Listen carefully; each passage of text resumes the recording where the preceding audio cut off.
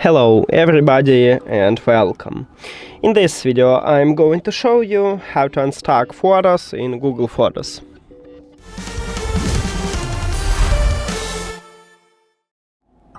You have to start by open Google Photos application. So right now we have stacks with the similar photos. As you can see right here, we're stuck with 2 photos. If I scroll down right here, we have stuck with the 3 photos. So to unstack it, you need to, in the main photos feed, you need to click at the 3 dots at the right top. If you scroll down, as you can see right here, we have 3 dots. So tap on it, and right here we have stack similar photos.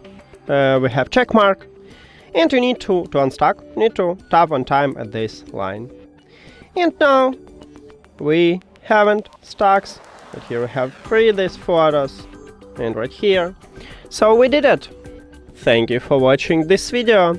If you found it helpful, please consider subscribing to channel and leave the like on the video. See you later!